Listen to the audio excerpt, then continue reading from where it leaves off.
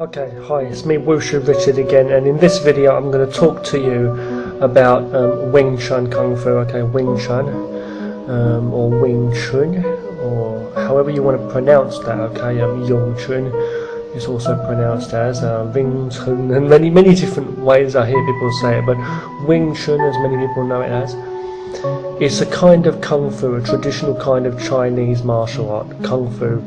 And it's my favourite style, or at least I base so much of my focus and my training on that. Because I feel when you're in close range combat and you're with an opponent, and if someone tries to grapple you or strike you or whatever, definitely they're close, right? And the art is really designed for close range defense, and it's got such a great structure. That's what I'm going to say. Okay? I think it's really good for anyone to learn the art. Now, I'm not a master. I'm not a master or an expert in any one system, like let's say of anyone else's system, as I always say. But I am certainly focused so much more, and I've got my own way, my own full syllabus, I would say, my own set of Wing Chun that I train and that I teach people too, and that I humble people and they want to learn just my bit. It's like this, okay? For me, Wing Chun is the best art for close quarters combat in terms of utilising fast, strong strikes that are in close range, yeah, and also incorporates other things like soft. Excuse me, it's very late here. Soft techniques too, like the subtleties, like the sensitivity, and the grappling involved too, just like you will find in Tai Chi pushing hands principles and Aikido and things like that. It's got like the soft element to it where you can absorb, and you can go into various locks and things. You might find various flows that you can work with, but it doesn't take away everything though. What I'm saying is, with Wing Chun, okay, a lot of people look at it like, people that don't know much about Wing Chun, they think it's all good and that when they see people doing flashy stances and doing moves, and they don't really understand it. They think it's just messing around or something simple silliness, because they don't understand it. And when you see a good strong boxer going in really though, even on the streets, someone if they've got a lot of boxing skill, someone who's actually done boxing, you see the guy is tough and he's shooting those punches out. And boxing is just, you can see it, it's like controlled, skilled brawling, as in, really going through your opponent. What I'm trying to say is, it doesn't take anything away from that. It's like, in close range, you can be a real good boxer, right? Heck, you can't fight really well from being too far away, right? So, if you were to incorporate different kinds of training in, like boxing and stuff, like or let's say the real fight situation for self-defense, you can work that boxing in. But what I'm saying is, with Wing Chun, it's great because it's got a whole structure of like using two hands against each other. Two hands together, I should say, two hands to help each other. And you're utilising a lot of structure. You've got softness there, you've got locks and things as well. But your palms, punches, your fists, elbows, everything, okay? So you've got your whole structure, your forearms for blocking. And it's a different concept, a way of training. Your shoulders incorporated there, even the way you stand in a very strong stance, using your knees and things, and like low kicks. It works really, really well. So Wing Chun's a great art, but what I'm saying is that I don't believe that Wing Chun's like, let's say, has to be always just the thing. You can't be robotic when you do any martial arts. You want to, in a fighting situation, self-defense. Well, I'm yawning again, aren't I? Because it's really late here, but I hope you can ignore me yawning, and I hope you can just hear me out what I'm saying, okay? For anyone who does martial arts already, And for anyone who's never done martial arts or never done Wing Chun, Wing Chun is, I really tell you, it's a great art, especially if you really focus. Now, you get different teachers and different people with different abilities. You get a lot more experience if you train with more people as well, or if you're very lucky to get a good teacher. But the most training and the most experience you get from anything, like anything, is your own training too. You have to work out you have to practice all the different techniques, and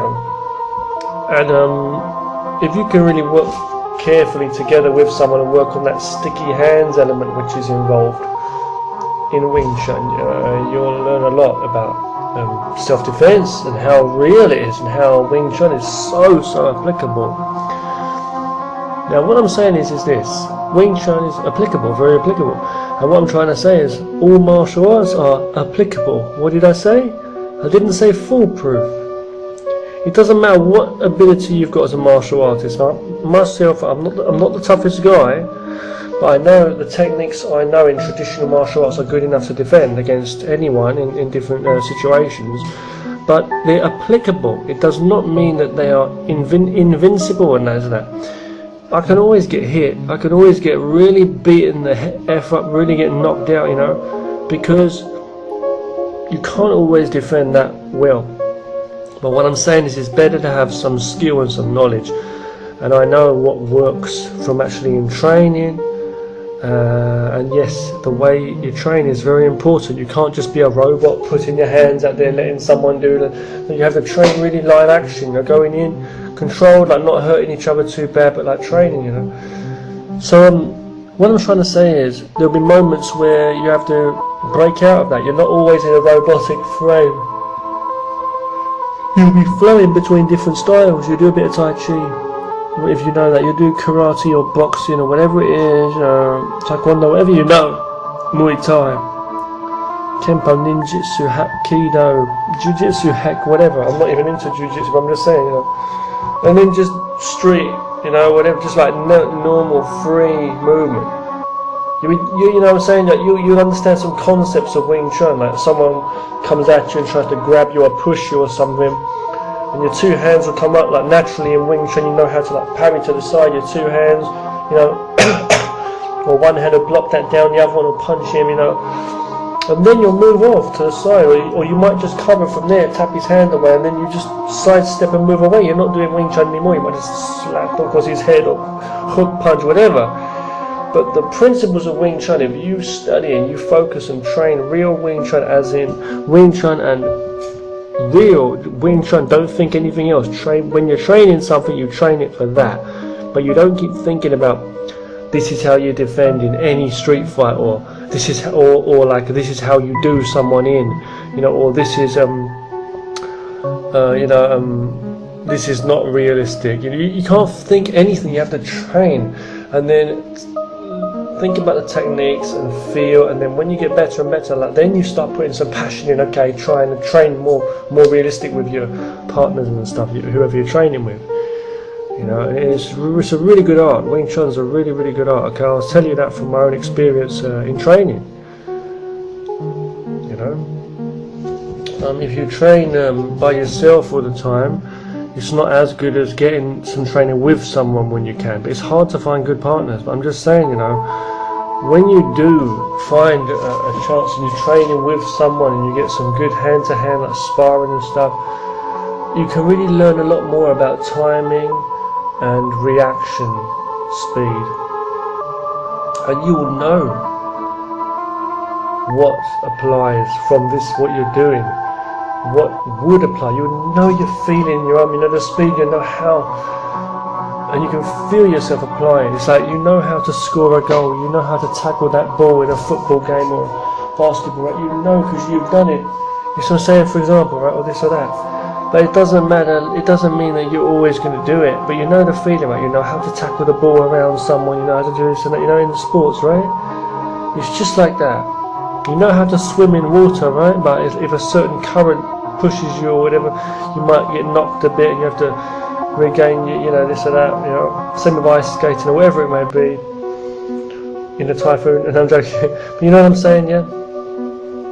So I'm just saying, Wing Chun's a very, very, very good art, but you'll be free as a human being. You can move and fight differently. If you just stay stubborn in your mind like a fool and you stay trying to use one art, then it's ridiculous because you could get really hurt.